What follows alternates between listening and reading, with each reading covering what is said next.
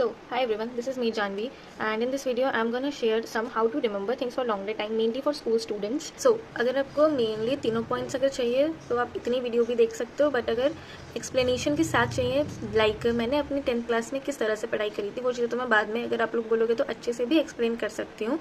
But for now revisions के लिए या फिर ज़्यादा टाइम तक टॉपिक्स को याद रखने के लिए जो मेरे साथ एक्चुअली हुआ था कि साइंस की चीज़ें मेरे को बहुत लंबे टाइम तक अच्छा याद रही थी, उसका मेन रीजंस यही सारे थे.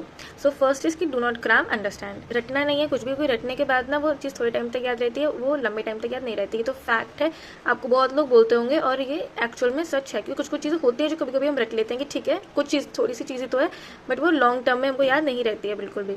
सो वो चीज़ अवॉइड करने का आप ट्राई करो जितना हो सके. अगर आप उसको रट ही रहे हो तो उसका फिर बार बार आप रिविजन करते रहो. Practice different type of questions of same topic. Exactly, काफ़ी अच्छा रहता है अगर आपको कोई टॉपिक को अच्छे टाइम तक याद रखना है कि आप उसको बिल्कुल भी ना बोलो, तो उसके अलग अलग टाइप के सेम टॉपिक के क्वेश्चंस अगर आप लगा लोगे तो वो चीज़ बहुत सही रहती है. आप चीज़ों को भूलोगे भी नहीं, और अगर उस चीज़ से रिलेटेड फिर कुछ भी क्वेश्चन आता है तो वो चीज़ आपको अच्छी याद रहेगी. नेक्स्ट है कि रिवीजन मेथड, जो कि टेस्ट, रीराइट और मार्क द इम्पॉर्टेंट, ये वाली चीज़ को बाद में आते हैं. सो सबसे पहले टेस्ट.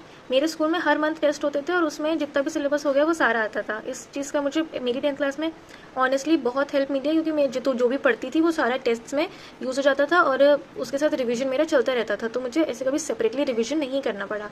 रीराइट मेनली, ये थोड़ा आपको अजीब लग रहा होगा, तो ऐसा कुछ नहीं होता. मेनली जैसे क्लास के टाइम आपकी चाहे स्कूल की क्लास चल रही है, चाहे आप ऑनलाइन किसी बैच में हो या ट्यूशन जा रहे हो, उसमें जो भी आपकी क्लास चल रही है उस चीज़ का उस टाइम तो नोट्स बनाओ ही. वो तो बहुत ही अच्छी चीज़ रहती है, क्योंकि ये तो फैक्ट है कि हम जब भी कोई चीज़ पढ़ रहे हो तो हम जितने ज़्यादा सेंसेस का यूज़ करते हैं वो उतने ज़्यादा लॉन्गर टाइम तक हमें याद रहती है.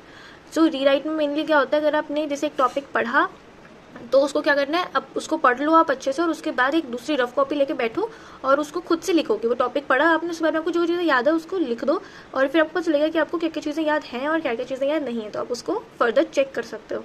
Now mark the points and important things. इसका मैं आपको एक एग्जाम्पल दिखाती हूँ. सो ये मेरी केमिस्ट्री की अभी 11th क्लास के नोट्स हैं.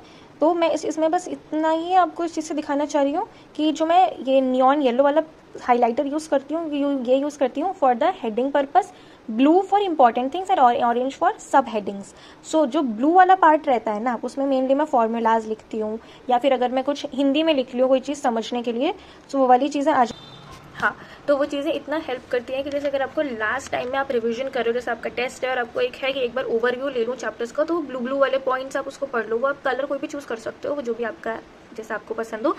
बट हाँ, ये चीज़ काफ़ी हेल्प करती है. जैसे अगर मान लो कोई ऐसी चीज़ है जो आपको पता है कि ये मुझे याद नहीं हो पा रही, उसको मार्क कर लो, उसको बार बार आप पढ़ते रहो, वो चीज़ आपको याद रहेगी.